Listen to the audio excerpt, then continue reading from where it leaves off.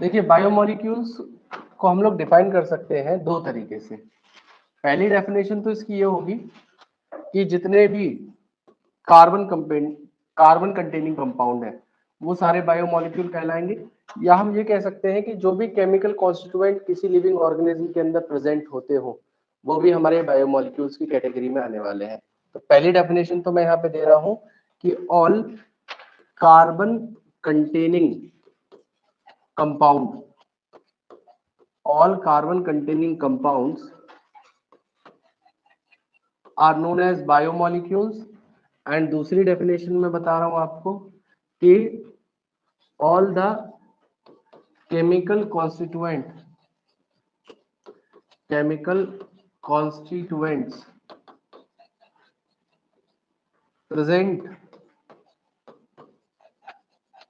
in living organisms, living organism के अंदर जितने भी केमिकल कॉन्स्टिट्यूएंट प्रेजेंट होते हैं वो भी बायोमोलिक्यूल कहलाते हैं।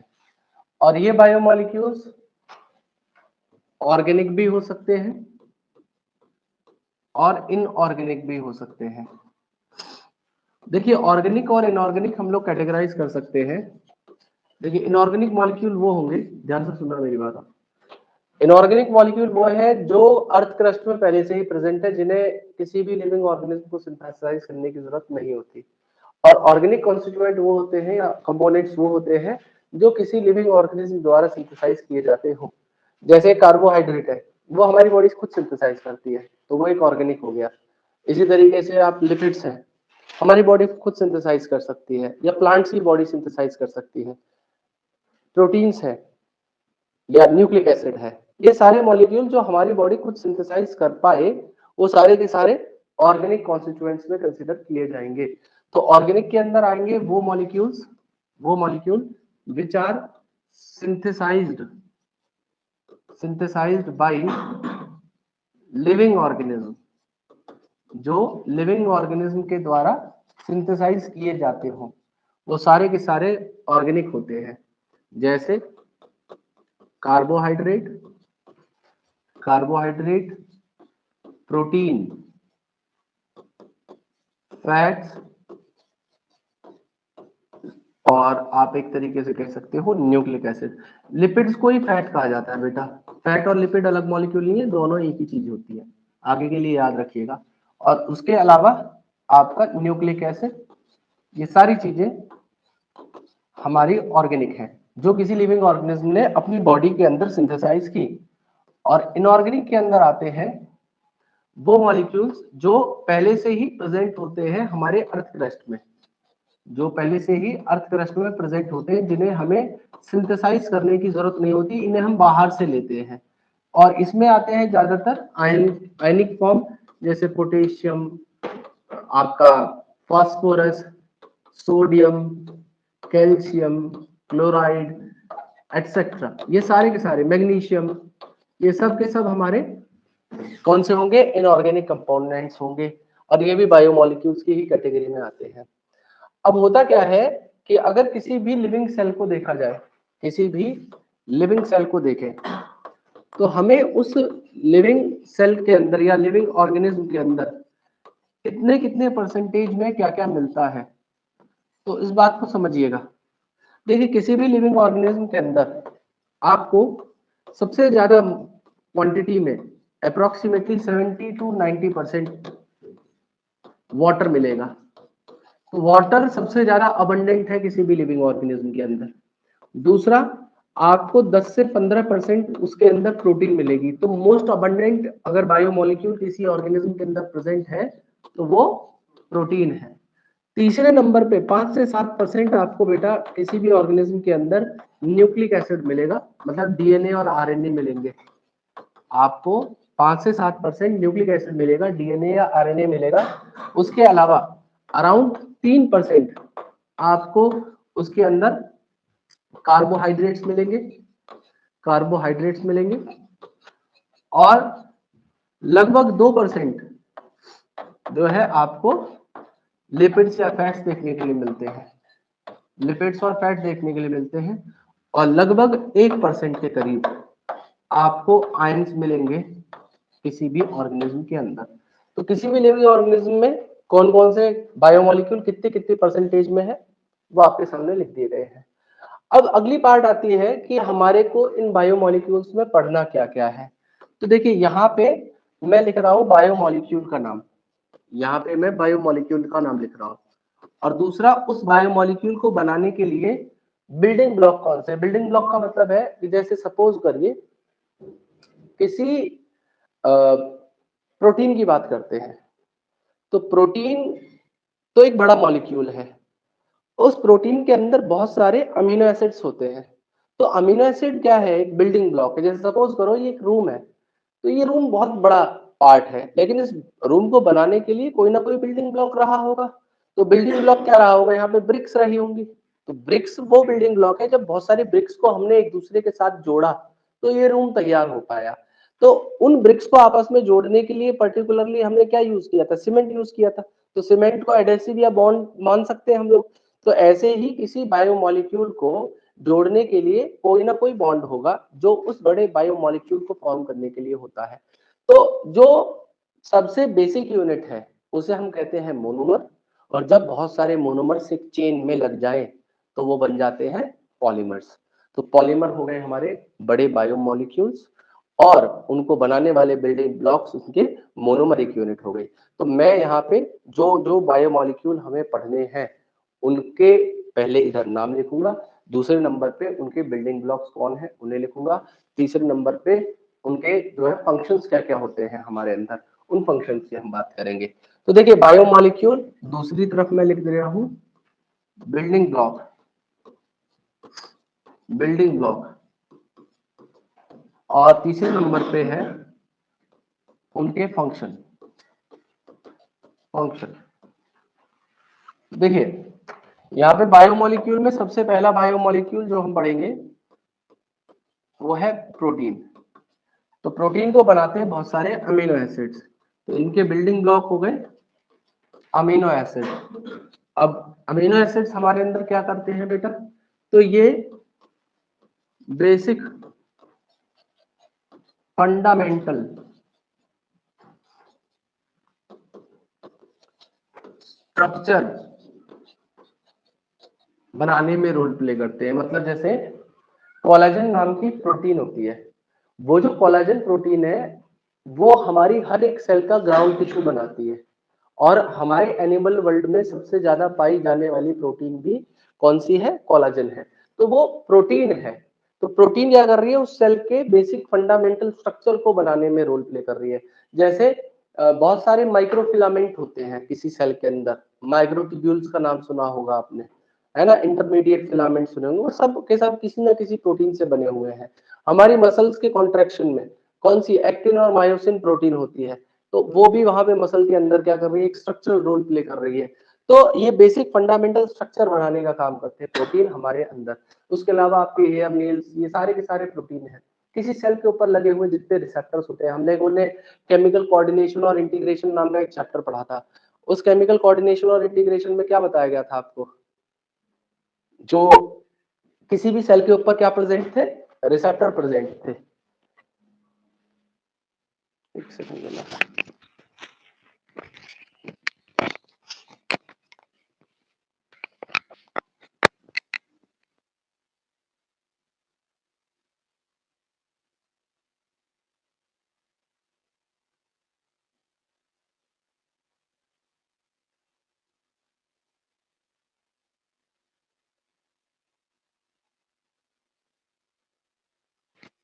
देखिए मैंने बताया आपको क्या कि प्रोटीन अमीनो एसिड से मिलकर बने और इनका काम है बेसिक फंडामेंटल स्ट्रक्चर को बनाने का। दूसरे नंबर पे जो हमें बायोमोलिक्यूल पढ़ना है वो है बेटा कार्बोहाइड्रेट। तो देखिए कार्बोहाइड्रेट को हम लोग पॉलीसेकेराइड भी कहते हैं, इनको हम पॉलीसेकेराइड भी कहते हैं। और ये जो पॉलीसेकेराइड्स हैं इन्हें बनाने के लिए सिंपल शुगर होंगी, जिन्हें हम मोनोसेकेराइड के नाम से जानते हैं, जिन्हें मोनोसेकेराइड कहा जाता है। और इनका फंक्शन होता है हमारे अंदर स्टोरेज करना, ठीक है। रिजर्व फूड मटेरियल के तौर पे कार्बोहाइड्रेट हमारे अंदर प्रेजेंट होता है, और एनर्जी फ्यूल के तौर पे कार्बोहाइड्रेट्स को हम लोग यूज करते हैं। हम लोगों ने रेस्पिरेशन प्लांट्स में पढ़ा था ना, क्या पढ़ा था आपने कि मोस्ट प्रिफरेबल जो रेस्पिरेटरी सबस्ट्रेट है वो कार्बोहाइड्रेट है, मतलब ग्लूकोज है, बताया गया था। तो हमारे रेस्पिरेटरी सबस्ट्रेट के तौर पे सबसे ज्यादा ये यूज करता है, और बचा हुआ जो हमारे अंदर कार्बोहाइड्रेट है वो ग्लाइकोजन की फॉर्म में स्टोर हो जाता है, और वो एक रिजर्व के तौर पे एक्ट करने वाला है। तीसरे नंबर पे जो बायोमोलिक्यूल हम लोग पढ़ेंगे बेटा, वो होता है आपका लिपिड्स या फैट्स। तो लिपिड या फैट एक बड़ा मॉलिक्यूल है, उनको बनाने के लिए बिल्डिंग ब्लॉक होते हैं फैटी एसिड और ग्लिसरॉल, फैटी एसिड और ग्लिसरॉल, और इनका काम है दो। सबसे पहला, फैट स्टोरेज के तौर पे भी एक्ट कर सकता है, और दूसरा ये बेटा क्या करता है, ये एक फंक्शनल कंपोनेंट बनाता है। It is a component of plasma membrane. तो आप लोगों ने सेल के अंदर प्लाज्मा मेम्ब्रेन का स्ट्रक्चर पढ़ा था, तो वहां पे एक बात बताई गई थी आपको, फॉस्फोलिपिड्स होते हैं। फॉस्फोलिपिड की एक बाइलेयर होती है, तो फॉस्फोलिपिड की बाइलेयर किससे बनी हुई थी, इन्हीं लिपिड से बनी हुई थी। ठीक है, अब उसके अलावा चौथा मॉलिक्यूल हम लोग जो पढ़ेंगे वो है बेटा आपका deoxy ribo nucleic acid, deoxy ribo nucleic acid, जिसे हम लोग डीएनए के नाम से भी जानते हैं। और इस डीएनए को बनाने के लिए जो बेसिक यूनिट होगी उसे डीऑक्सी राइबो न्यूक्लियोटाइड कहा जाता है, उसे डीऑक्सी राइबो न्यूक्लियोटाइड कहा जाता है। और इसका जो फंक्शन है ये ट्रांसमिशन ऑफ हेरिडेटरी इंफॉर्मेशन को करने के लिए होता है।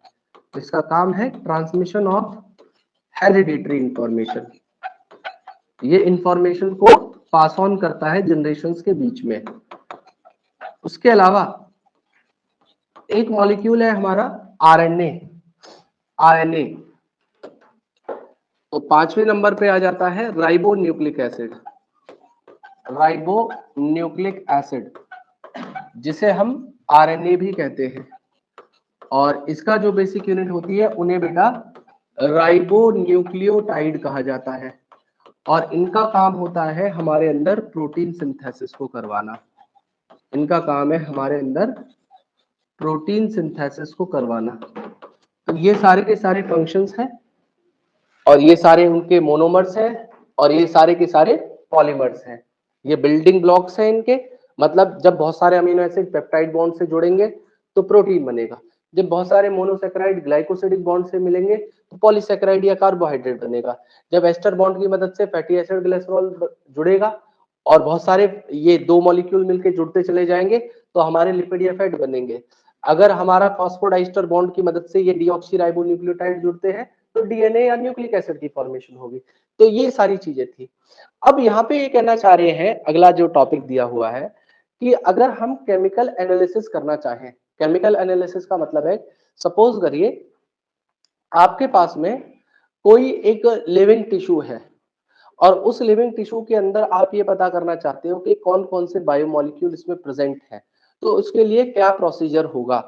तो मैं यहाँ पे अगला टॉपिक शुरू कर रहा हूं जो इंट्रोडक्शन में आपका दिया हुआ है, that is analysis, analysis of chemical composition, analysis of chemical composition,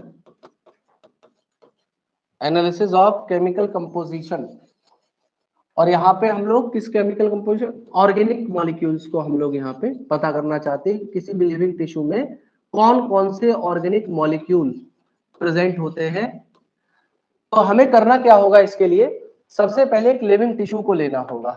सबसे पहले हम लोग एक लिविंग टिश्यू को लेंगे। अब उस लिविंग टिश्यू के तौर पे दो चीज ली जाएंगी जो आपके एनसीईआरटी में दी गई है, या तो आप एक लीफ को लीजिए, या आप क्या करिए किसी लिवर के टिश्यू को ले लीजिए। आप किसी लीफ को लीजिए और लिवर के टिश्यू को ले लीजिए, और उस टिश्यू को या लीफ को आपने लिया तो एक पेस्टल एंड मोर्टार आता है, जिन्हें हम लोग कहते हैं पेस्टल और मोर्टार। पेस्टल एंड मोर्टार का काम होता है क्या करना, आप लोगों ने किसी डॉक्टर की दुकान पे जो गांव के पुराने नीम हकीम होते हैं उनके देखा होगा, वो दवाई पीसने के लिए रखते हैं, that is pastel and mortar. तो उस, हालांकि जरूरी नहीं है नीम हकीम हो, जो छोटे बच्चों के डॉक्टर्स होते हैं उनके पास भी ज्यादा मिलता है, क्योंकि उनको ज्यादातर दवाइयां पीस के ही देनी पड़ती है, ठीक है। और बायो लैब में भी आपको इवन मिल जाएगा देखने के लिए। तो यहाँ पे क्या हुआ, मैंने बताया कि आपने पेस्टल लिया और ये मोर्टार ले लिया, और आपने पिस्टल और मोर्टार को लेके क्या किया, इस एक लीफ को, जो कि एक लिविंग टिश्यू था, इसको आपने पेस्ट बनाना चाहा, और साथ में आप क्या करेंगे, यहाँ पे ट्राइक्लोरो एसिटिक एसिड डाल देंगे। यहाँ पे ट्राइक्लोरो एसिटिक एसिड को डालेंगे, जिसका केमिकल फॉर्मूला होता है Cl3CCOH। ठीक है, आपने ट्राइक्लोरो एसिटिक एसिड डाला और इसको एक पेस्ट की फॉर्म में बना दिया। तो आफ्टर क्रशिंग इट, आपको यहाँ पे एक स्लरी ऑब्टेन होगी। After some time you will obtain some amount of slurry in it. अब आप क्या करेंगे, उस स्लरी को लेंगे, और स्लरी को लेके, ध्यान से सुनिएगा मेरी बात, आप एक फ्लास्क लेंगे और उस फ्लास्क के ऊपर आप चीज क्लॉथ को रख देंगे।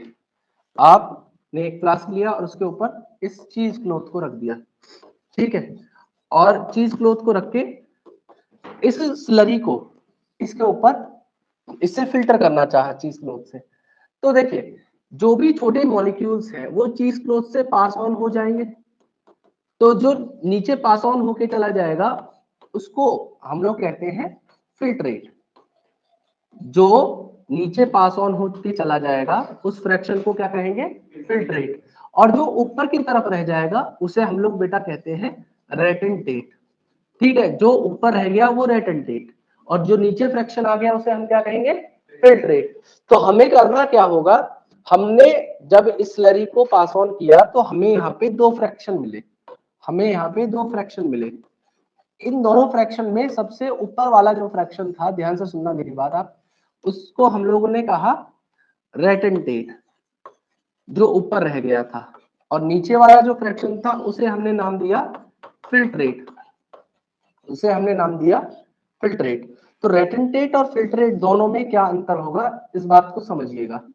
देखिए, यहाँ पे जो रेटेंटेट होता है इसके अंदर आपको बड़े मॉलिक्यूल्स मिलेंगे जिनका मॉलिक्यूलर वेट 1000 डाल्टन से ज्यादा होगा। तो उन मॉलिक्यूल्स जो जिनका मॉलिक्यूलर वेट 1000 डाल्टन से ज्यादा होता हो उन्हें बायो मैक्रो मॉलिक्यूल्स कहा जाता है, और जो मॉलिक्यूल्स जिनका मॉलिक्यूलर वेट 1000 डाल्टन से कम हो उन्हें हम बायो माइक्रो मॉलिक्यूल कहते हैं। तो रेटेंटेट जो ऊपर रह गया था उसमें आपको सारे के सारे बायो मैक्रो मॉलिक्यूल्स मिलेंगे, बायो मैक्रो मॉलिक्यूल्स मिलेंगे, और फिल्ट्रेट के अंदर आपको बेटा बायो माइक्रो मॉलिक्यूल मिलेंगे, माइक्रो मॉलिक्यूल्स मिलने वाले हैं। और इन मैक्रो और माइक्रो को कैसे डिफरेंशिएट किया गया, एक तो इनकी कॉम्प्लेक्सिटी पे और दूसरा इनके मॉलिक्यूलर वेट पे।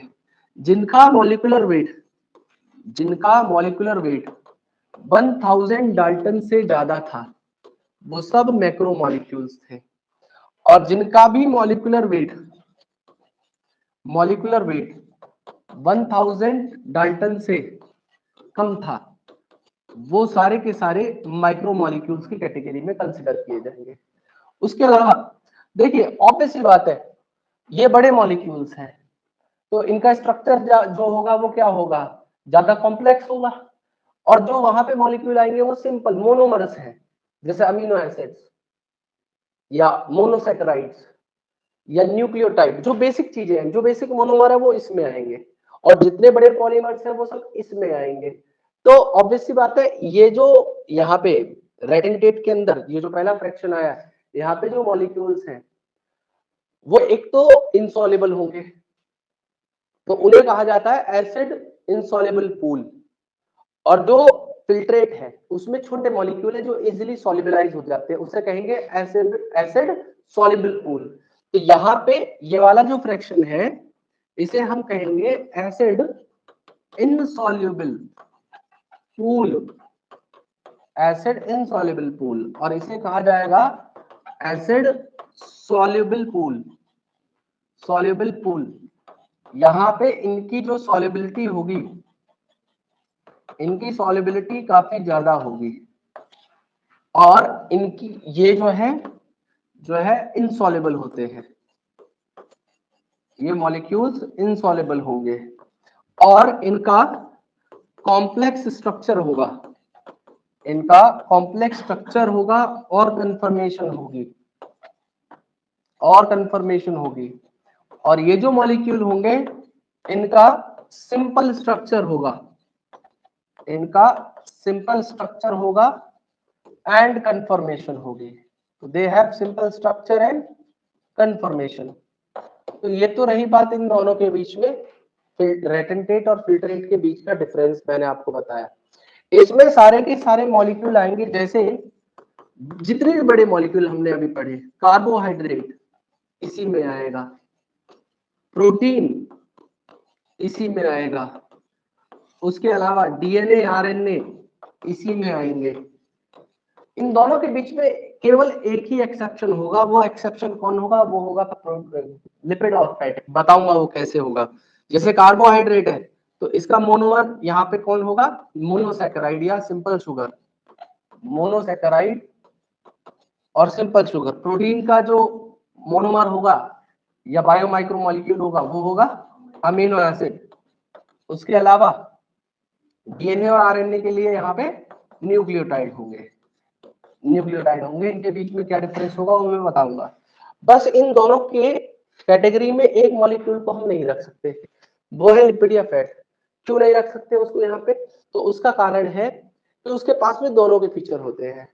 पहला फीचर तो उसके पास में ये है, मैं यहाँ पे लिख दे रहा हूँ, यहाँ पे एक एक्सेप्शन है, एक्सेप्शन इन दोनों के बीच में है लिपिड या फैट। क्या है उसका?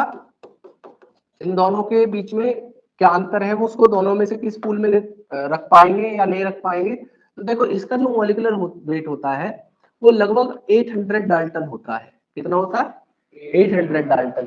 तो देखो अगर 800 डाल्टन है तो उसका मतलब 1000 डाल्टन से कम हो गया वेट। तो इस हिसाब से उसको किस कैटेगरी में होना चाहिए? माइक्रोमोलिक्यूल के अंदर होना चाहिए। लेकिन दूसरा इसके पास फीचर है कि ये जो है एसिड इनसॉल्युबल रूल, मतलब ये इनसॉल्युबल होता है। तो एक फीचर इसके पास कौन सा वाला हो गया? मैक्रोमोलिक्यूल।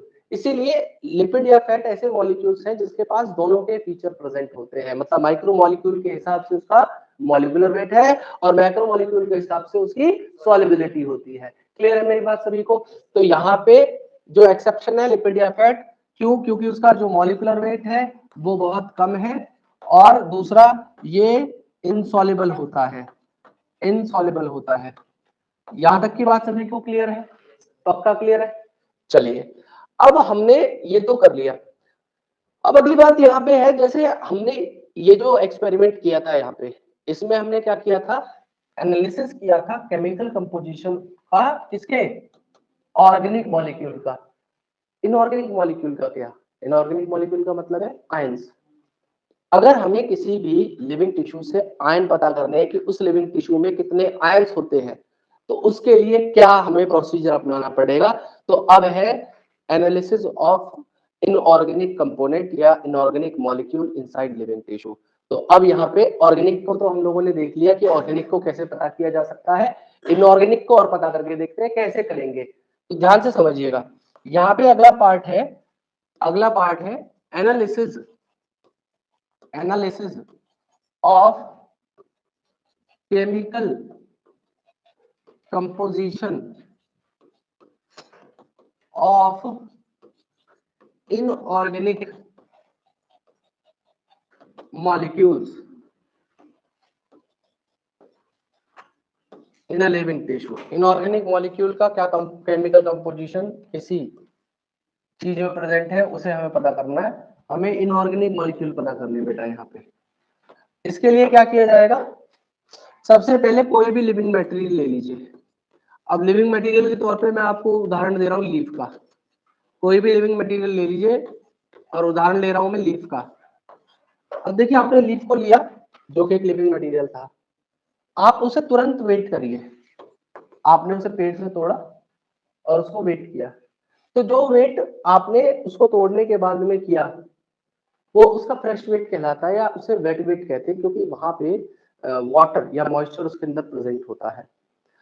तो यहाँ पे आपने लिविंग मटेरियल या लीफ को लिया और शुरुआत में उसे वे किया।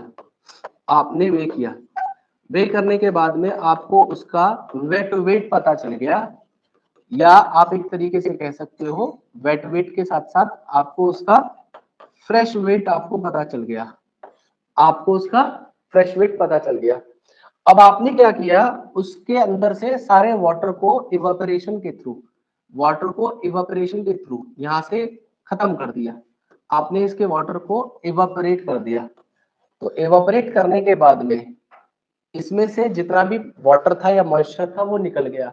तो जो वेट अब आएगा इसका, अब फिर दोबारा वेट कीजिए इसका, तो अब जो वेट आएगा उसे हम लोग ड्राई वेट कहते हैं, उसे हम क्या कहते हैं, ड्राई वेट कहते हैं। इसे कैसे किया जा सकता है, आप लीव को लीजिए, वे करिए, शुरुआत का वजन लिख दीजिए, और उसको लिखने के बाद में आप उसे सुखाइए, ओवन में रखिए, उसको उसके अंदर से जितना पानी है उसको डिहाइड्रेट करवा दीजिए, और डिहाइड्रेट करवाने के बाद में आप उसको दोबारा वेट करिए। तो जो शुरुआत में आपने वेट किया था उससे जो दोबारा आपने वेट किया है, मतलब ड्राई वेट आने के बाद, उससे उसको माइनस कर दीजिए, जितना बीच में निकल के आएगा वो उसके अंदर वाटर था। मैंने क्या कहा, सपोज करो आपने शुरुआत में लीफ को वेट किया, आपको वहां पे वजन मिला 5 ग्राम, और 5 ग्राम को आपने ओवन में रख के इवेपोरेट कर दिया, फिर जब वो बिल्कुल उसके अंदर से मॉइस्चर खत्म हो गया, दोबारा वेट किया, आपको वजन मिला उसमें 2 ग्राम, तो आपको क्या करना होगा, 5 माइनस 2 करना होगा, तो 3 ग्राम उसके अंदर क्या प्रेजेंट रहा होगा, मॉइस्चर प्रेजेंट होगा। ठीक है, तो यहाँ पे आपने वे कर लिया, लेकिन अब हमें पता करना है कि इस लीफ में जिसका हमने ड्राई वेट पता किया है उसमें आयन कौन कौन से हैं। तो हमें करना क्या होगा, हमें इसको बर्न कर देना है, उस लीफ को ड्राई वेट लेने के बाद में क्या करना है, बर्न कर लेना है। तो जितने भी कार्बन कंटेनिंग कंपाउंड थे वहां पे, जितने भी कार्बन कंटेनिंग कंपाउंड थे वहां पे, वो सारे कार्बन कंटेनिंग कंपाउंड क्या हो चुके होंगे बेटा, वो सारे के सारे ऑक्सीडाइज हो जाएंगे CO2 के साथ साथ वाटर वेपर की फॉर्म में। वहां पे क्या होगा, CO2 और वाटर वेपर की फॉर्म में ये सब यहां से रिलीज हो जाएंगे गैसियस स्टेट में। किस स्टेट में, गैसियस स्टेट में। अब उसके बाद जो लेफ्ट ओवर बचेगा वो क्या बचेगा, राख बचेगी उसकी, बर्न करने के बाद में क्या बचेगा, उसके ऐश बचेगी, है ना, राख बच जाएगी। तो उसी ऐश के अंदर आपको दोनों चीजें मिल जाएंगी। यहाँ पे आपको एक तो जितने भी इनऑर्गेनिक आयन है, इनऑर्गेनिक आयंस हैं वो सब मिल जाएंगे, जैसे potassium chloride, magnesium, calcium, sodium, etcetera. और जितने भी आपको इनऑर्गेनिक एलिमेंट चाहिए वो इनऑर्गेनिक एलिमेंट्स भी यहाँ पे प्रेजेंट होंगे। इनऑर्गेनिक एलिमेंट्स होंगे जैसे SO4 माइनस, PO4 माइनस, ये सारे के सारे इनऑर्गेनिक एलिमेंट्स है जो उसके अंदर प्रेजेंट रहे होंगे। तो इस तरीके से आपने उसके आयंस को पता किया। कैसे, मैं एक बार फिर से रिपीट कर दे रहा हूं। शुरुआत में आपने लिविंग मटेरियल को लिया, उसको वे किया, उसका फ्रेश वेट या वेट वेट था, उसको आपने इवोपरेट करके उससे जितना ही मॉइस्चर था वहां से रिलीज करा दिया। उसके बाद जो बचा वो उसका ड्राई वेट था, ड्राई वेट को आपने बर्न किया, बर्न करने के बाद जितने भी कार्बन कंटेनिंग कंपाउंड थे वो CO2 और वाटर वेपर की फॉर्म में, मतलब गैसियस स्टेट में वहां से रिलीज हो गए। और उसके बाद में आपके पास जो बचा वो बचे एश पार्टिकल, उनको आपने उसके अंदर एनालिसिस किया तो इनऑर्गेनिक आयन मिल जाएंगे और इनऑर्गेनिक एलिमेंट्स मिल जाएंगे। क्लियर है मेरी बात सभी को? चलिए, तो ये तो एक बेसिक था। अब यहाँ पे इन्होंने ना एक टेबुलर फॉर्म में, एनसीईआरटी के अंदर एक टेबल फॉर्म में दो चीजें बता रखी है। एक तो बता रखा है कि कौन सा आयन अर्थ क्रस्ट में कितनी परसेंटेज है और ह्यूमन बॉडी में कितनी परसेंटेज है।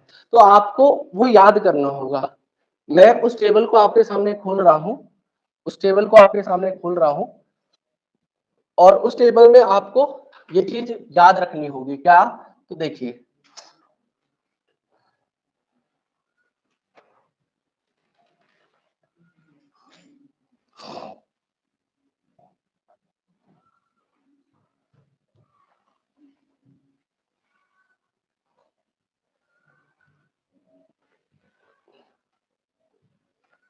देखिए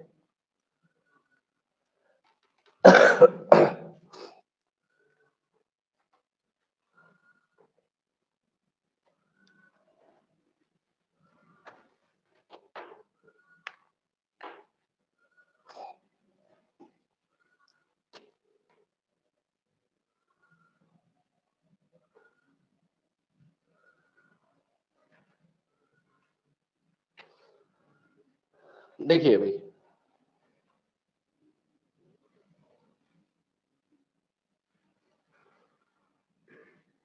ये रहा, यहाँ पे आपके सामने एक टेबल है, ये एलिमेंट्स के नाम है और ये अर्थ क्रस्ट में उसकी कंपोजिशन है, कितने परसेंटेज वहां पे था, और इस तरफ ह्यूमन बॉडी में है। तो आप देखिए शुरुआत के 5 elements, carbon, hydrogen, oxygen, nitrogen, sulphur, ये 5 ऐसे कंपाउंड है आपके शुरुआत के 5। देखिए carbon, hydrogen, oxygen, nitrogen, sulphur, ये पांचों के पांचों अर्थ क्रस्ट में कम है, ह्यूमन बॉडी में ज्यादा है। परसेंटेज देख लीजिए आप, 0.14, 0.5, 0.03, 18.5, 46.6, 65.5, वेरी लिटिल 3.3, 0.03, 0.3, यहाँ पे कम है वहां पे ज्यादा है। बचे हुए 4 एलिमेंट कौन कौन से हैं? सोडियम, कैल्शियम, मैग्नीशियम और सिलिकॉन।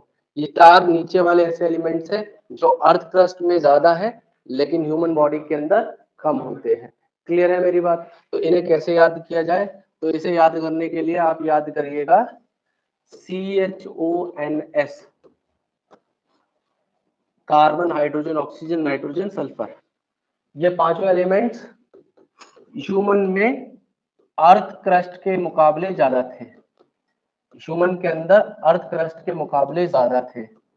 और दूसरा आपको याद करना है इन चारों को, नीचे वालों को, तो SINAMC, ठीक है, सिलिकॉन, सोडियम, मैग्नीशियम और कैल्शियम, ये इतने एलिमेंट्स हैं जो आपको किसके अंदर मिल रहे हैं? क्रस्ट के अंदर ह्यूमन बॉडी से ज्यादा मिलेंगे।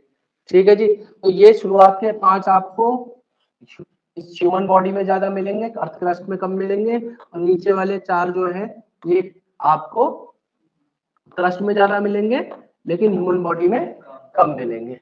क्लियर है मेरी बात? पक्का? तो ये आपको टेबल बनानी होगी और याद भी करनी होगी।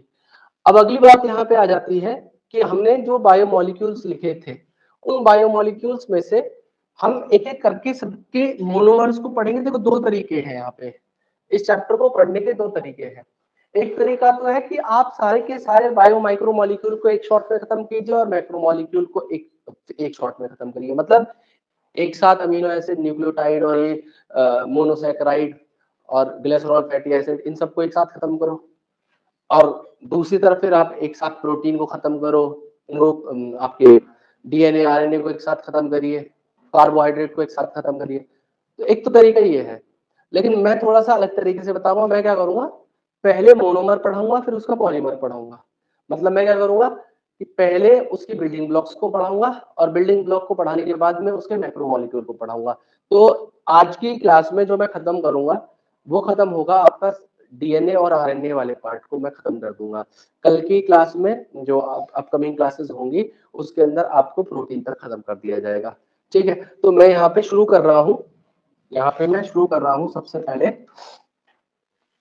यहाँ पे मैं लिख दे रहा हूँ डीऑक्सी राइबो न्यूक्लिक एसिड और दूसरा ribo nucleic acid, ribo nucleic acid, ये दोनों न्यूक्लिक एसिड की कैटेगरी में आते हैं।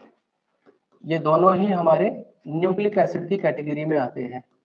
इसमें से इन्हें हम लोग डीएनए कहते हैं और इन्हें हम लोग आरएनए कहते हैं। दोनों के काम बिल्कुल अलग अलग हैं और दोनों के स्ट्रक्चर भी बिल्कुल अलग है। कैसे अलग है? तो देखिए यहाँ पे जो डीऑक्सीराइबो न्यूक्लिक एसिड है, इनका नाम डीऑक्सी क्यों पड़ा है और उनको राइबो क्यों कह रहे हैं? पहला तो यहीं से डिफरेंस चालू हो जाएगा।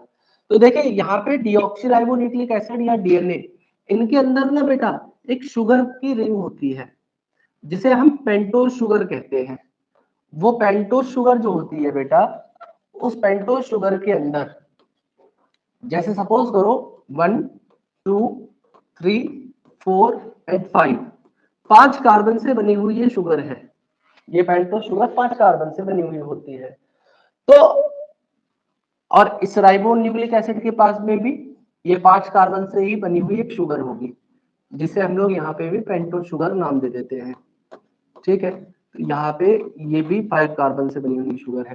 बस दोनों के अंदर अंतर ये होता है कि ये जो सेकंड कार्बन है, इस सेकंड कार्बन में राइबोन्यूक्लिक एसिड के अंदर OH ग्रुप प्रेजेंट होता है, हाइड्रोक्सिल ग्रुप प्रेजेंट होता है।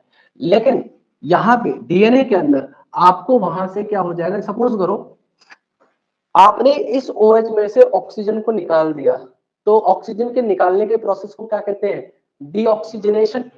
डीऑक्सीजनेशन, तो डीऑक्सीजनेशन से बनी हुई शुगर को क्या कह देंगे, डीऑक्सीराइबोज शुगर। मतलब ये जो शुगर थी जिसमें सेकंड प्राइम पोजीशन पे या सेकंड कार्बन के ऊपर आपको हाइड्रोक्सिल ग्रुप मिल रहा था, इसे मैंने नाम दिया था राइबोज शुगर। और इसी राइबोज शुगर के अंदर मैंने डीऑक्सीजनेशन कर दिया।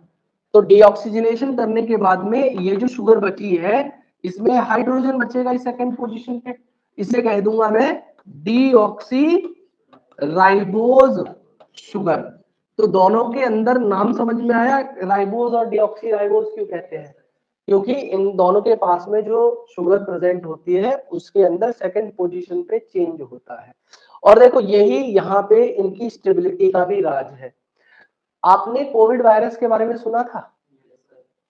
कोविड वायरस एक आरएनए वायरस था, उसका जो जेनेटिक मटेरियल था वो आरएनए से बना हुआ था, इसीलिए वो जल्दी जल्दी क्या कर रहा था, चेंजेस लेके आ रहा था, जिस वजह से वैक्सीन बनाने के प्रोसेस में क्या हो रही थी, डिफिकल्टी हो रही थी। तो कोविड वायरस चूंकि एक आरएनए वायरस था, तो आरएनए वायरस के अंदर म्यूटेशन के रेट बहुत ज्यादा होंगे। क्यों होंगे? क्योंकि ये जो हाइड्रोक्सिल ग्रुप होता है ना, ये हाइड्रोक्सिल ग्रुप केमिकली बहुत ज्यादा रिएक्टिव होता है। तो जो चीज जितनी ज्यादा रिएक्टिव होगी उतनी ज्यादा वो चीज अनस्टेबल होगी, इसके अंदर अनस्टेबिलिटी ज्यादा होगी। तो जो भी ऑर्गेनिज्म आरएनए को जेनेटिक मटेरियल के तौर पे लेके चलेंगे वो काफी अनस्टेबल होंगे, मतलब उनके अंदर जेनेटिक चेंजेस बहुत फास्टर रेट पे होगा। इसी चीज को, जेनेटिक चेंजेस को जो बहुत जल्दी जल्दी होते हैं, उन्हें हम लोग एक टर्म देते हैं म्यूटेशन। तो mutation rate are faster inside RNA viruses in comparison to those organism which contain DNA as their genetic material. मेरी बात सभी को क्लियर आ गई? तो यहाँ पे मैंने बताया कि जिसके पास भी ये हाइड्रोक्सिल ग्रुप लगा होगा वो केमिकली अनस्टेबल होगा, वो केमिकली काफी ज्यादा अनस्टेबल होगा, उसके अंदर अनस्टेबिलिटी उतनी ही ज्यादा होगी। मेरी बात सभी को क्लियर है? और दूसरी मैंने बताया कि ये जो होगा जिसके पास हाइड्रोजन लगा हुआ है ये उतना ज्यादा रिएक्टिव नहीं होता, तो ये कंपाउंड केमिकली स्टेबल होगा। क्लियर है मेरी बात सभी को? पक्का? चलिए, तो ये तो बेसिक डिफरेंस रहा। अब इसके अलावा और क्या डिफरेंसेस होते हैं? देखिए इन दोनों के अंदर ही डीएनए को बनाने के लिए जो मोनोमर होते हैं या डीएनए के जो बिल्डिंग ब्लॉक्स होते हैं, उन्हें हम लोग नाम देते हैं, उनको हम लोग नाम देते हैं deoxy deoxy ribo nucleotide, deoxy ribonucleotide. और आरएनए को बनाने वाले जो मोनोमर होते हैं उन्हें हम कहते हैं राइबो न्यूक्लियोटाइड, उन्हें नाम दिया जाता है राइबो न्यूक्लियोटाइड। तो यहाँ पे डीऑक्सी राइबो न्यूक्लियोटाइड और राइबो न्यूक्लियोटाइड में अंतर क्या है? देखिए अंतर कुछ नहीं है, इनके बस यहाँ पे डीऑक्सी टर्म लग गया है, बाकी दोनों चीजें सेम है, क्योंकि इसके पास में जो शुगर है वो डीऑक्सी राइबोज शुगर है और उसके पास में राइबोज शुगर है, बस यही अंतर है और कोई अंतर नहीं है। दोनों के सेम चीजें होंगी, तीन चीजें मिलकर एक न्यूक्लियोटाइड को बनाती है। कैसे बनाती है तो ध्यान से समझना। यहाँ पे ये आपका एक मैंने पेंटोज शुगर बना दिया, ये मैंने एक पेंटोज शुगर को बना दिया। इस पेंटोज शुगर के पहले कार्बन के साथ में एक नाइट्रोजन बेस जुड़ जाता है। कौन जुड़ जाएगा यहाँ पे आगे? नाइट्रोजन बेस जुड़ जाएगा। और ये जो नाइट्रोजन बेस जुड़ा होता है इसको जोड़ने के लिए एक बॉन्ड होता है जिसे हम ग्लाइकोसिडिक बॉन्ड कहते हैं। जिस बॉन्ड को क्या नाम दिया जाता है? ग्लाइकोसिडिक बॉन्ड कहते हैं। और इसके इसके फिफ्थ कार्बन के ऊपर बेटा कार्बन प्रेजेंट है और फिफ्थ कार्बन के ऊपर एक फॉस्फेट ग्रुप प्रेजेंट होता है। तो फॉस्फेट इस पांचवें कार्बन के ऊपर जुड़ेगा, पहले कार्बन के साथ में नाइट्रोजन बेस जुड़ेगा। और ये तीनों चीजें कौन कौन सी? पेंटोज शुगर, नाइट्रोजन बेस और फॉस्फेट, ये तीनों चीज मिलके क्या बना लेंगी? एक न्यूक्लियोटाइड को। बस न्यूक्लियोटाइड में शुगर किस तरीके की, पेंटोस शुगर किस तरीके की, उस बेसिस पे नाम बदल जाएगा। अगर यहाँ पे हाइड्रोजन प्रेजेंट होगा तो डीऑक्सीराइबो न्यूक्लियोटाइड, और अगर हाइड्रोक्सिल ग्रुप हुआ तो राइबो न्यूक्लियोटाइड। बस अंतर यही है और कोई ज्यादा इसके बीच में डिफरेंस नहीं होगा। क्लियर है मेरी बात सभी को कि न्यूक्लियोटाइड कैसे बना? पेंटोस शुगर, नाइट्रोजन बेस और phosphate. Pentose sugar nitrogen base के बीच में कौन सा बॉन्ड है? ग्लाइकोसिडिक। और इस पेंटोस शुगर और फॉस्फेट के बीच में कौन सा बॉन्ड है? इसे कहते हैं बेटा फॉस्फोएस्टर या कोवैलेंट बॉन्ड। ठीक है, इसे नाम देते हैं कोवैलेंट बॉन्ड या फॉस्फोईस्टर बॉन्ड। फॉस्फोईस्टर बॉन्ड ये आपको 12th में काम आएगा, फॉस्फोईस्टर बॉन्ड। ठीक है जी, तो ये तीन चीजें मिल गई और इन तीनों चीजों ने मिलकर क्या बना लिया? एक न्यूक्लियोटाइड के स्ट्रक्चर की फॉर्मेशन करा दी। सभी को यहां तक की बात क्लियर है? अब आगे की बात ध्यान से सुनिएगा। देखिए यहाँ पे जो नाइट्रोजन बेस जुड़ा हुआ था इस न्यूक्लियोटाइड के अंदर, ये नाइट्रोजन बेस भी दो टाइप का हो सकता है। इस नाइट्रोजन बेस की भी बेटा दो कैटेगरी है। एक को कहते हैं हम लोग, एक को कहते हैं हम लोग that is known as purines, और दूसरी कैटेगरी जो नाइट्रोजन बेस में होगी उन्हें कहा जाता है पायरिमिडीन, जिन्हें कहा जाता है पायरिमिडीन। और प्यूरिन और पायरिमिडीन में क्या डिफरेंस होगा इस बात को समझिएगा। देखिए प्यूरिन जो होते हैं ये 9 मेंबर्ड रिंग स्ट्रक्चर है इनका, इनका 9 मेंबर्ड रिंग स्ट्रक्चर होता है। मतलब कहने का ये है कि प्यूरिन्स के पास में एक कंप्लीट और एक इनकम्प्लीट रिंग प्रेजेंट होती है, एक कंप्लीट रिंग और एक इनकम्प्लीट रिंग प्रेजेंट होती है, और इनके पास में ये 9 मेंबर प्रेजेंट होते हैं। तो इसी 9 मेंबर में पोजीशन आपको नीट पे पूछी जा सकती है कि किस किस पोजीशन पे नाइट्रोजन प्रेजेंट है। तो प्यूरिन के फर्स्ट, थर्ड, सेवेंथ और नाइन्थ, ये चार पोजीशन होती है जिनके ऊपर नाइट्रोजन प्रेजेंट मिलेगा। ठीक है, तो प्यूरिन्स के अंदर आपको नाइट्रोजन कहां कहां मिलेगा? Nitrogen is present at first, third, seventh and ninth position. और इसमें आपके दो तरीके के प्यूरिन्स प्रेजेंट हैं, नाम याद रखिएगा, एडेनिन और दूसरा ग्वेनिन। ठीक है, एडेनिन और ग्वेनिन, ये दो हमारे नाइट्रोजन बेस है बेटा। अभी इन बेसिक चीजों को समझते रहिएगा, बाकी आगे की बात आपको धीरे धीरे समझ में आती चली जाएगी। अब जैसे मैंने बताया प्यूरिन्स थे आपके 9 मेंबर्ड रिंग, इसी तरीके से पायरिमिडीन होते हैं, ये होते हैं बेटा 6 मेंबर्ड रिंग स्ट्रक्चर। इनका जो स्ट्रक्चर होगा वो 6 मेंबर्ड रिंग होगा। और यहाँ पे क्या होता है, ध्यान से सुनना मेरी बात को आप, यहाँ पे क्या होता है, first, second, third, fourth, fifth और सिक्स्थ, 6 पोजीशन पे यहाँ पे एक कंप्लीट रिंग होगी। जैसे यहाँ पे इनकम्प्लीट रिंग लगी हुई थी आधी, वो यहाँ पे प्रेजेंट नहीं होगी, इसलिए इसे 6 मेंबर्ड कहा जा रहा है। और इसकी फर्स्ट और थर्ड पोजीशन पे केवल नाइट्रोजन प्रेजेंट होता है, बाकी और किसी पोजीशन पे नाइट्रोजन प्रेजेंट नहीं होगा। तो यहाँ पे nitrogen is present at first and third position only, पहली और तीसरी पोजीशन पे नाइट्रोजन प्रेजेंट है। और यहाँ पे इनके एग्जांपल्स कौन कौन से हैं? तो देखिए साइटोसिन, साइटोसिन, थाइमीन। थाइमीन आपको केवल और केवल डीएनए के अंदर मिलता है, आरएनए में थाइमीन नहीं होगा, ओनली प्रेजेंट इन डीएनए। और बेटा एक होता है यूरेसिल, यूरेसिल जो होगा बेटा वो केवल प्रेजेंट होता है आरएनए के अंदर, ओनली प्रेजेंट इन आरएनए। तो इसका मतलब क्या हो गया कि अगर डीएनए और आरएनए के बीच में डिफरेंस हमें करना होगा तो डीएनए में आपको एडेनिन, ग्वानिन, साइटोसिन, थाइमिन चारों नाइट्रोजन बेस मिलेंगे, लेकिन आरएनए के अंदर आपको एडेनिन, ग्वानिन, साइटोसिन और यूरेसिल, बस अंतर यहां पे आ रहा है, थाइमिन और यूरेसिल के बीच में डिफरेंस आ रहा है। मेरी बात आपको क्लियर हो रही है सभी को? क्या डिफरेंस है इन दोनों में? पक्का? अब देखिए मैंने आपको बताया कि ये तीन चीजें मिली थी, पेंटोस शुगर, नाइट्रोजन बेस और फॉस्फेट, तो बना था न्यूक्लियोटाइड। अगर हम न्यूक्लियोटाइड में से केवल फॉस्फेट को हटा देते हैं तो जो स्ट्रक्चर बचता है उसे न्यूक्लियोसाइड कहा जाता है। मतलब कहने का ये है देखो न्यूक्लियोटाइड किससे मिलकर बना हुआ था? न्यूक्लियोटाइड में 3 चीजें थी, पेंटोज शुगर, नाइट्रोजन बेस और फॉस्फेट। ये 3 चीजें न्यूक्लियोटाइड बना रही। अगर मैं ये कहूं कि मैंने न्यूक्लियोटाइड में से माइनस कर दिया, हटा दिया, किसको? फॉस्फेट को, तो यहाँ पे जो स्ट्रक्चर बचेगा वो कहलाता है nucleoside, that is known as nucleoside. और न्यूक्लियोसाइड में केवल 2 ही चीज बचेंगी, कौन कौन सा बचेगा? पेंटोज शुगर और नाइट्रोजन बेस, क्योंकि फॉस्फेट यहां से हटा दिया गया है। तो न्यूक्लियोसाइड और न्यूक्लियोटाइड में रितिशा, हाय कितनी टॉप की नींद आ रही है बहन, सो रही है लूलुओं की तरह, पेट और आ गई। मैं न्यूक्लियोसाइड न्यूक्लियोटाइड बता रहा हूँ यार, जान लगा दी, गला दर्द हो गया लगातार बोलते हुए है।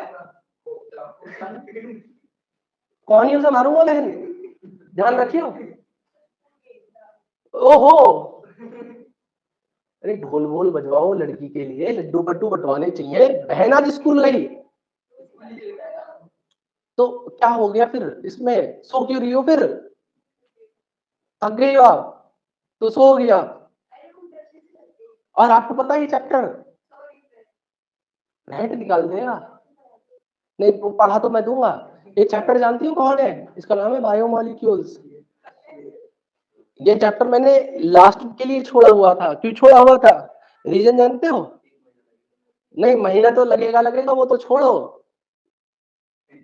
डिफिकल्ट है, ठीक है, इसीलिए आपको ये चैप्टर में लास्ट के लिए रोका हुआ था। और आप जो है इसमें ऐसे एक आंख खोल के एक आंख बंद करके सोगी तो कैसे काम चलेगा? हाँ ऐसे करके सोगी। गुड़िया नहीं होती थी उस छोटे हाथ में खेलते थे जिसको कहानी कर देते थे हम, उसकी पलक पकड़ के खींच लेते थे। नहीं तो नई गुड़िया कहानी करी है। खैर मेरे घर वालों ने फिर गुड़िया दिलानी बंद कर दी मुझे, ठीक है। होता था ना वो ऐसे ऐसे नीचे करते थे, आंख ऐसे बंद कर लेती थी, फिर ऐसे ऊपर कर तो आंख खोल लेती थी, तो मैं उसकी पलक पकड़ के खींच लेता था, गुड़िया कहानी हो जाती थी। तो ऐसे कहानी गुड़िया की तरह मत सो तुम, यहाँ पे बता रहा हूँ मैं तुम्हें। और मैं वही हूँ बचपन में जो था, मैं पकड़ के खींच लूंगा आके, ठीक है। ध्यान इधर देखो, सो के दिखाओ तुम मेरे को, और मैं डंडा लेके तुम्हारे पास आ रहा हूँ, अगर एक बार सो तुम, मतलब हाँ चारों डंडे बटोर के लाया हूँ, बिना डंडे के नहीं चलता मैं, हर चीज मैं अपनी ले आया वहां से, चिंता मत करो।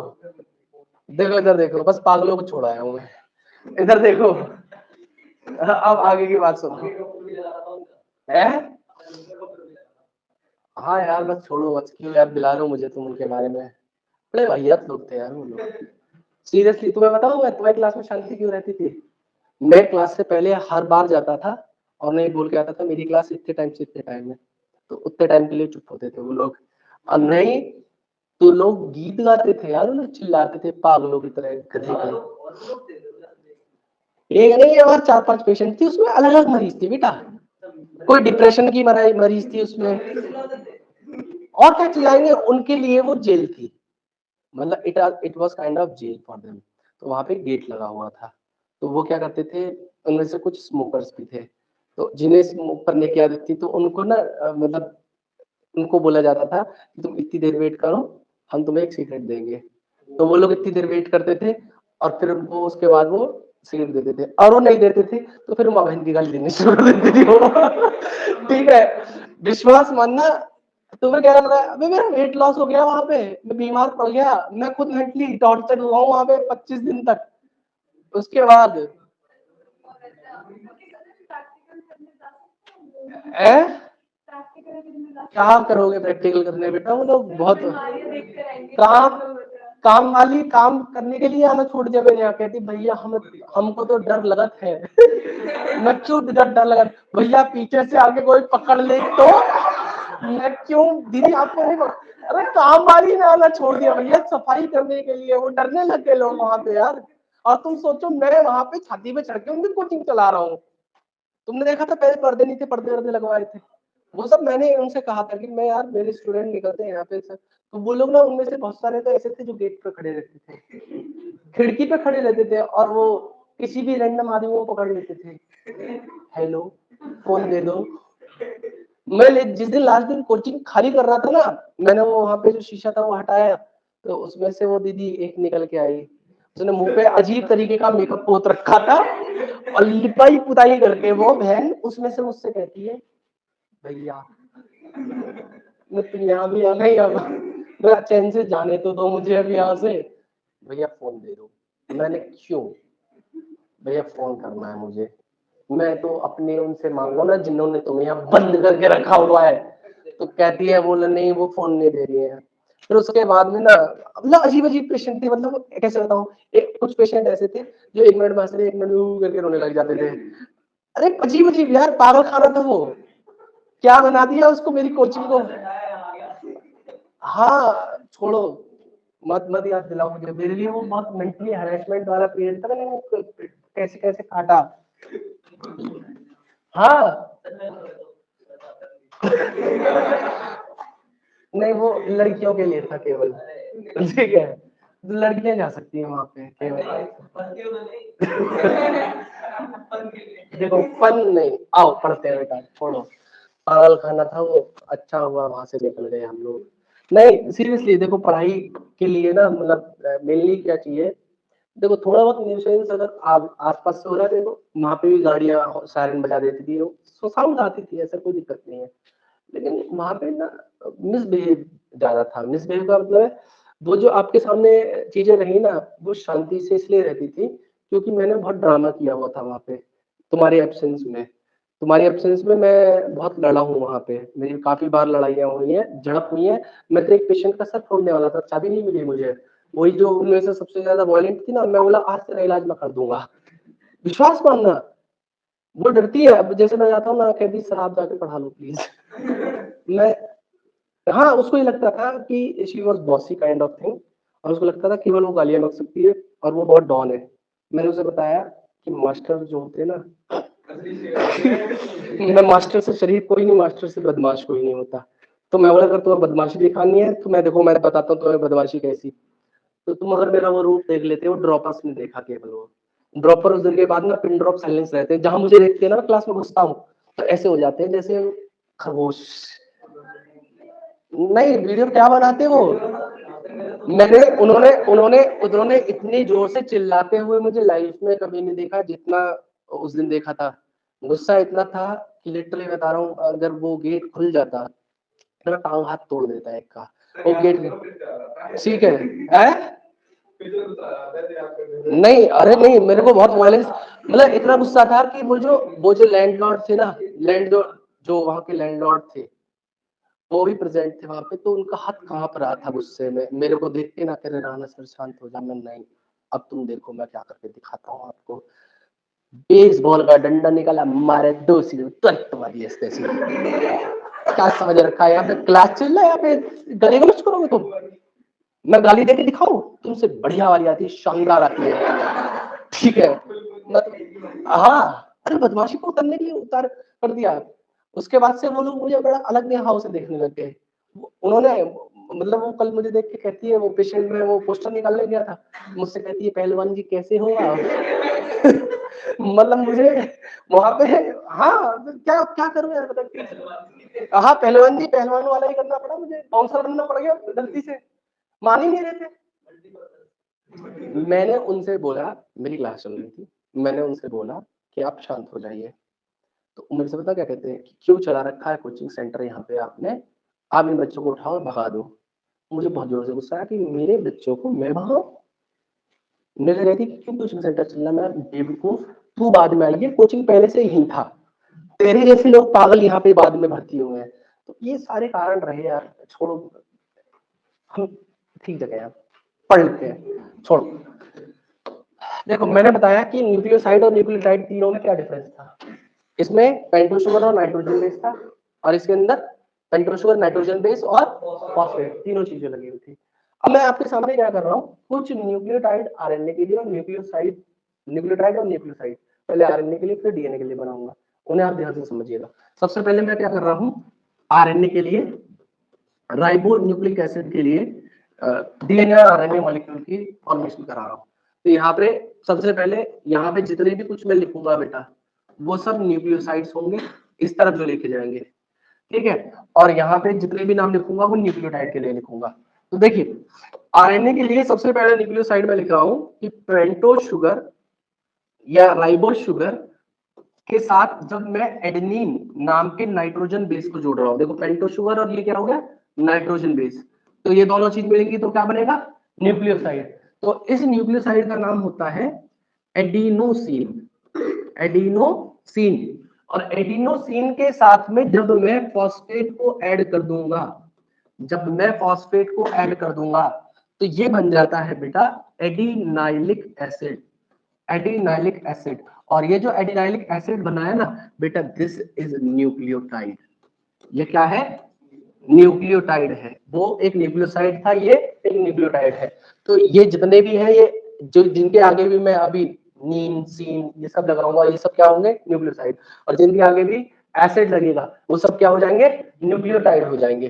तो यहाँ पे देखिए पेंटोज शुगर के साथ में मैंने दूसरे न्यूक्लियोसाइड सॉरी नाइट्रोजन बेस को जोड़ा जिसका नाम है ग्वेनिन, तो ये बन जाएगा ग्वेनोसिन, क्या बन जाएगा ये ग्वेनोसिन। और इसके साथ में जब आप फॉस्फेट को ऐड कर देंगे तो ये बनेगा ग्वेनिलिक एसिड, ये बन जाएगा ग्वेनिलिक एसिड। क्लियर है मेरी बात सभी को।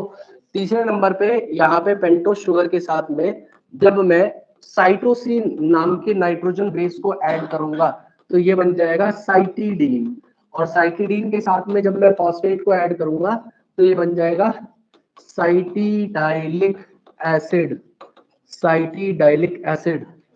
ठीक है। और चौथे नंबर पे मैंने आपको बताया था आरएनए में क्या नहीं प्रेजेंट होता थाइमिन, क्या होता है उसके अंदर यूरेसिल। ठीक है। तो यहाँ पे पेंटोज शुगर के साथ में जब हम यूरेसिल को ऐड करेंगे तो बन जाएगा वो यूरिडीन, और यूरिडीन के साथ जब फॉस्फेट को ऐड किया जाएगा तो बनेगा वो यूरिडाइलिक एसिड। ठीक है। तो ये देखो ये जितने भी बनाए हैं यहाँ पे ये सब क्या है न्यूक्लियोटाइड, ये सब क्या है न्यूक्लियोटाइड है। और ये जो सारे बनाए गए हैं ये सब क्या है न्यूक्लियोसाइड। तो न्यूक्लियोसाइड आरएनए के लिए सारे, ठीक है। और ये सारे के सारे न्यूक्लियोटाइड हो गए। आरएनए के लिए थे, डीएनए के लिए भी बना लेते हैं हम। तो डीएनए में बस अंतर ये आएगा यूरिडीन की जगह थाइमिडीन आ जाएगा। कैसे आएगा बस, और नाम में डीऑक्सी आगे जुड़ जाएगा, बाकी कोई अंतर नहीं आने वाला। कैसे तो देखिए यहाँ पे मैं डीएनए के लिए आपके सामने कुछ बना दे रहा हूं। तो यहाँ पे पेंटोज शुगर और एडेनिन को जोड़ा तो न्यूक्लियोसाइड बना है डीऑक्सी एडिनोसिन, डीऑक्सी एडिनोसिन। और इसके साथ में मैंने फॉस्फेट को ऐड कर दिया तो ये बन जाएगा deoxy adenylic acid, deoxy adenylic acid. तो ये क्या है एक न्यूक्लियोटाइड, और ये क्या हो गया एक न्यूक्लियोसाइड। ठीक है। इसी तरीके से दूसरा लिख दे रहा हूं pentose sugar plus guanine, guanine को जब मैंने ऐड किया तो ये बन जाएगा डीऑक्सी ग्वेनोसिन, और इसके साथ में जब फॉस्फेट को ऐड करूंगा तो क्या बन जाएगा ये डीऑक्सी ग्वेनिलिक एसिड। क्लियर है मेरी बात सभी को। उसके अलावा यहाँ पे तीसरे नंबर पे पेंटोज शुगर के साथ में जब मैं साइटोसिन को ऐड करूंगा तो ये बनेगा डीऑक्सीसाइटिडीन, ठीक है डीऑक्सीसाइटिडीन। और जब उसके साथ फॉस्फेट ऐड कर दूंगा तो क्या बन जाएगा डीऑक्सीसाइटिडाइलिक एसिड, डीऑक्सीसाइटिडाइलिक एसिड। और लास्ट नंबर पे यहाँ पे आएगा कौन सा पेंटोज शुगर के साथ में जब हम लोग थाइमीन को ऐड करेंगे, क्योंकि यहाँ पे यूरेसिल नहीं होगा तो ये बन जाएगा डीऑक्सी थाइमिडीन। और डीऑक्सी थाइमिडीन के साथ जब फॉस्फेट को ऐड किया जाएगा तो ये हो जाएगा deoxy thymidylic acid, deoxy thymidylic acid. तो ये सारे के सारे हो जाएंगे न्यूक्लियोटाइड, और ये सारे के सारे हो जाएंगे हमारे न्यूक्लियोसाइड, ये सारे के सारे हो जाएंगे हमारे न्यूक्लियोसाइड। ठीक है जी। और ये सारे के सारे हो जाएंगे हमारे न्यूक्लियोटाइड। क्लियर है मेरी बात सभी को, पक्का क्लियर है। ठीक है। तो ये सब डीएनए के लिए थे और ये सब आरएनए के लिए थे। ठीक है। अब अगली बात यहाँ पे ये होती है कि ये सब तो देखो मोनोमर्स बनाए हैं, इन मोनोमर्स का एडिशन होगा तो हमारा एक पॉलीमर बनेगा। मतलब डीएनए जो होता है वो एक डबल स्ट्रैंडेड मॉलिक्यूल है। मैं क्या कह रहा हूं, अगर आप डीएनए और आरएनए के बीच में कंपेयर करना चाहोगे तो आरएनए और डीएनए में क्या डिफरेंस है? देखो, हमारे मोस्ट ऑफ द ऑर्गेनिज्म में डीएनए जेनेटिक मटेरियल है, लेकिन हमारे अंदर केमिकल मतलब एक मैसेंजर के तौर पे एक्ट करता है आरएनए, हाँ एमआरएनए। डिटेल में 12th क्लास में पढ़ाया जाएगा। फिलहाल के लिए बस ये जान लीजिए कि आरएनए जो होता है, आरएनए के पास में 2 प्राइम ओएच होता है उसकी पेंटो शुगर रिंग स्ट्रक्चर में, और यहाँ पे डीएनए के अंदर आपको 2 प्राइम एच मिलेगा उसकी पेंटो शुगर रिंग स्ट्रक्चर में।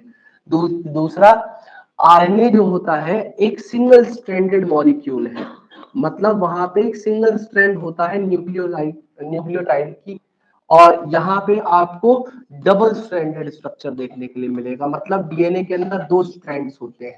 कहने का मतलब ये है कि यहाँ पे आपको एक स्ट्रैंड मिलेगा और यहाँ पे आपको 2 स्ट्रैंड मिलेंगे। इसकी पोलैरिटी होती है बेटा डीएनए की 5 प्राइम 3 प्राइम 3 प्राइम 5 प्राइम। कैसे होती है अभी बताऊंगा मैं जब डायग्राम को एक्सप्लेन करूंगा, और इसकी पोलैरिटी हमेशा 5 प्राइम 3 प्राइम होती है बस। तो ये एक सिंगल स्ट्रैंडेड मॉलिक्यूल है एसएस, और ये डबल स्ट्रैंडेड मॉलिक्यूल है डीएस। तो जब भी लिखा जाता है डीएनए को हमेशा डीएस डीएनए लिखा जाता है, मतलब डबल स्ट्रैंडेड डीएनए, और आरएनए को जब भी लिखते हैं तो एसएस आरएनए मतलब सिंगल स्ट्रैंडेड आरएनए हमेशा लिखा जाता है। और देखो, इसके अंदर आपको एक चीज मिलेगी आरएनए में जो डीएनए में नहीं मिलेगी, यहाँ पे यूरेसिल होता है और यहाँ पे आपको थाइमिन मिलता है। तो अब बात यहाँ पे ये आती है कि फॉस्फोडाइस्टर बॉन्ड कैसे बनता है, फॉस्फोडाइस्टर बॉन्ड की फॉर्मेशन कैसे होती है। तो देखना, यहाँ पे मैं आपके सामने पहले एक चेन बना के दिखाऊंगा, फिर डीएनए के लिए दोनों चेन बना के दिखाऊंगा। एक चेन जो बनेगी वो आरएनए के लिए, अगर दोनों 2 चेन बनेंगी तो 2 स्ट्रैंड हो जाएंगे वो डीएनए के लिए। तो देखो, यहाँ पे मैंने पहली पेंटो शुगर लगाई, ठीक है, और यहाँ पे मैंने इसके फर्स्ट कार्बन से एक एडेनिन नाम के नाइट्रोजन बेस को ऐड कर दिया, ठीक है, और इसके ये first carbon, second, third, fourth और यहाँ पे फिफ्थ, और इसके ऊपर मैंने फॉस्फेट को ऐड कर दिया, ठीक है।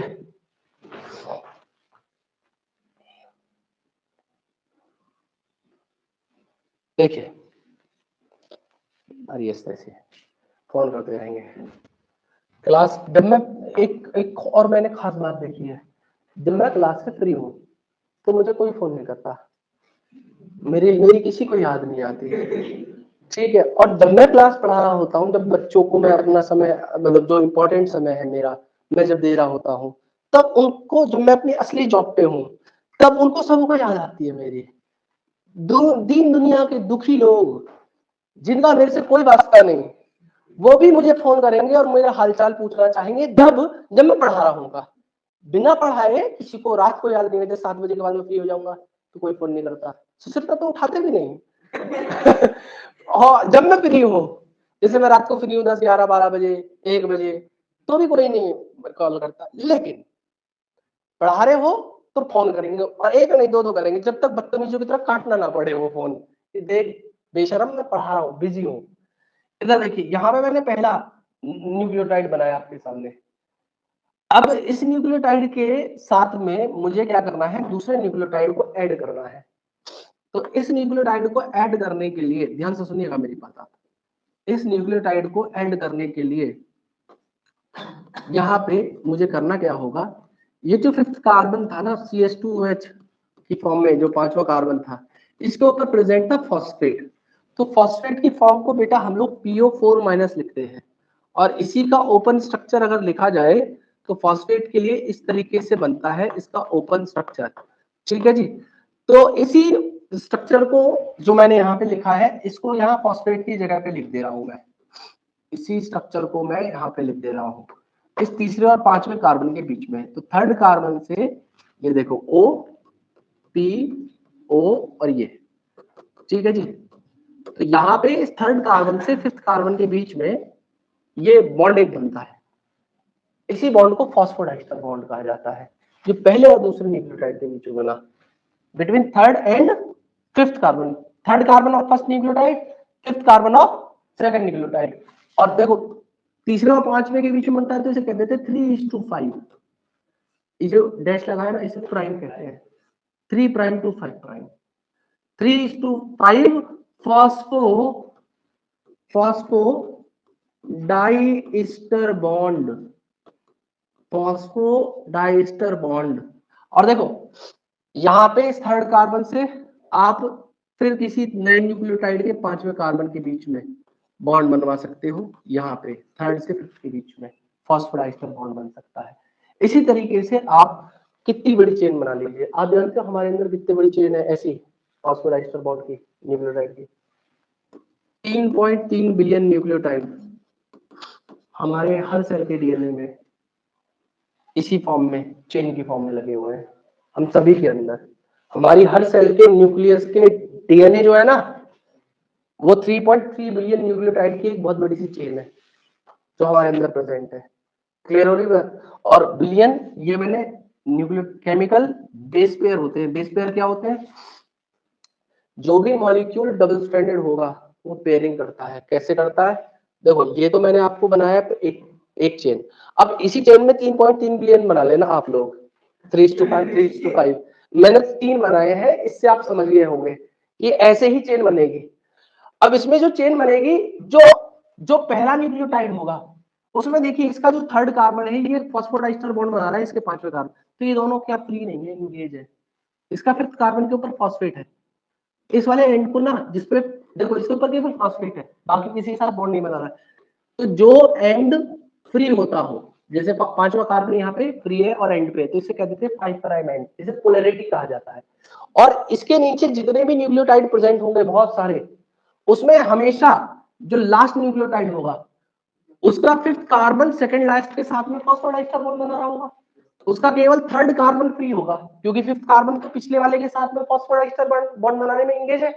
तो इसे हम लोग ये third carbon is at end also free, तो इसे क्या कह देंगे? 3 प्राइम एंड। ये होती है डीएनए की पोलैरिटी, जो मैंने लिखा था ना ऐसे करके, 5 प्राइम 3 प्राइम और 3 प्राइम 5 प्राइम। और आरएनए में केवल एक ही होता है, कौन सा? 5 प्राइम 3 प्राइम। तो ये जो चेन है इसी चेन को आप सीधा बना सकते हो, आरएनए के लिए बन जाएगी। एक स्ट्रैंड का है आरएनए, एक स्ट्रैंड का मॉलिक्यूल है।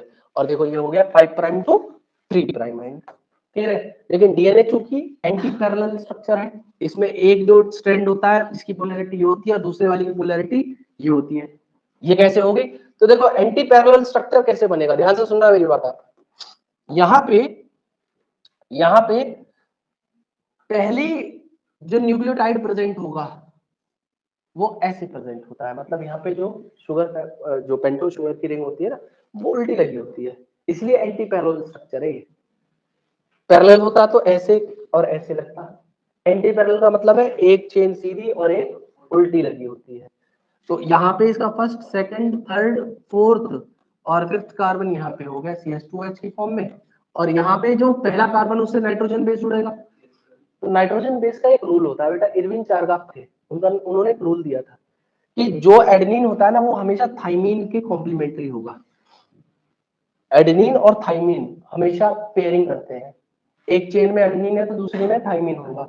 अगर इसमें ग्वानिन है तो इसका अपोजिट साइटोसिन होना चाहिए। अगर यहाँ साइटोसिन होता तो वहां पे ग्वानिन होना चाहिए था, यहाँ पे थाइमीन होता तो यहाँ पे एडेनिन होना चाहिए था। ये उन्होंने बताया था। और ये दोनों चेन को जोड़ के, मतलब देखो ये दोनों चेन है, दो स्ट्रैंड है, वो दोनों स्ट्रैंड तो ऐसे भी तो कर सकते हैं, एक साथ स्टेबलाइज कैसे रहेंगे? ये दो हाइड्रोजन बॉन्ड इन दोनों को एक साथ रखने का काम करते हैं।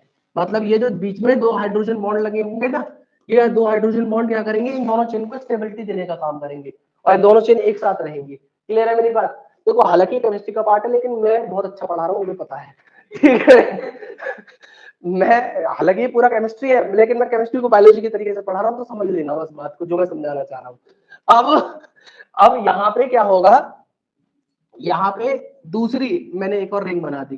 देखो रिंग मेरी थोड़ी टेढ़ी मेढ़ी बन सकती है लेकिन रिंगों से बात नहीं है, आपको मेन बात है समझने की। तो देखो इस फॉस्फेट के ऊपर यहाँ पे फॉस्फेट प्रेजेंट होगा, उस फॉस्फेट को भी लिख दिया। ये भी पांचवें और तीसरे कार्बन के बीच में क्या बन जाएगा? फॉस्फोडाइस्टर बॉन्ड बन जाएगा। बन गया। देखो यहाँ पे क्या था, फिफ्थ कार्बन एंड पे था तो 5 प्राइम कहा था, यहाँ पे देखो इसका थर्ड कार्बन 3 है और एंड पे क्या हो जाएगा? 3 प्राइम एंड। 5वां कार्बन इंगेज है दूसरे वाले न्यूक्लियोटाइड के साथ में, क्या बनाने में, फॉस्फोडाइस्टर बॉन्ड, तो उसे 5 प्राइम लिख ही नहीं सकते आप।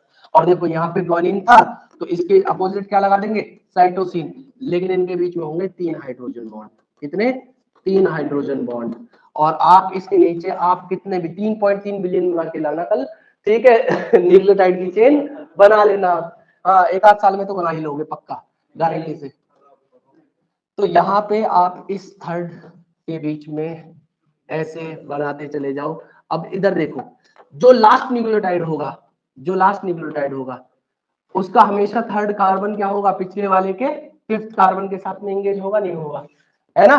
तो यहाँ पे क्या होगा, इसका जो फिफ्थ कार्बन होगा वो उसके ऊपर केवल फॉस्फेट होगा, है ना। तो ये फिफ्थ कार्बन एंड पे माना जाएगा, इसे क्या कह देंगे, 5 प्राइम एंड।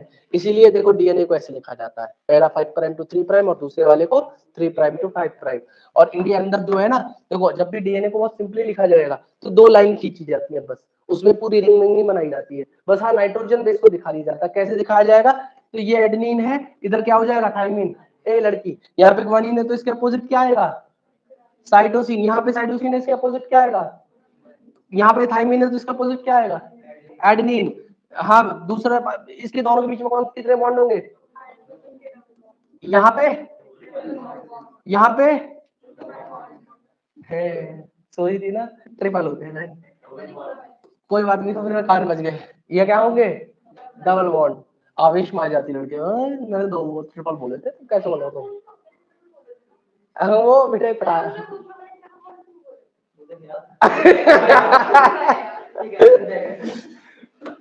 ये भाई अपना ठीक है, सुनो मेरी बात, देखो यहाँ पे एडेनिन और थाइमिन के बीच में पेयरिंग हुई है, इसे कहते हैं बेस पेयर, क्या कहते हैं, या बेस पेयरिंग, क्योंकि नाइट्रोजन बेस पेयरिंग कर रहे हैं। और इसी बेस पेयर से आप किसी भी ऑर्गेनिज्म के जीनोम को मेजर करते हो। जैसे ह्यूमन के अंदर 3.3 into 10 to power 9, 3.3 billion base pair होते हैं लाइन में लगे हुए। ऐसे ही इकोलाई के अंदर 4.6 into 10 to power 6 base pair होते हैं। लैम्डा बैक्टीरियोफेज में 48,502 बेस पेयर होते हैं। एक होता साई इंटू 174 पेज उस साई इंटू 174 पेज के अंदर, वो भी एक वायरस का नाम है, वो एक आरएनए वायरस, उसमें केवल 5836 न्यूक्लियोटाइड होते हैं। तो देखो मैंने यहाँ पे न्यूक्लियोटाइड कहा है, इसका मतलब क्या हो गया, उसके पास केवल एक चेन है, एक ही चेन है। अगर मैं बेस पेयर कहता तो 2 चेन होनी चाहिए थी। बेस पेयरिंग कभी हमेशा 2 स्ट्रैंड के बीच में हो सकती है। न्यूक्लियोटाइड बोला गया तो केवल एक चेन है, इसका मतलब वो आरएनए वायरस हो गया। क्लियर है मेरी बात सभी को, ठीक है। 538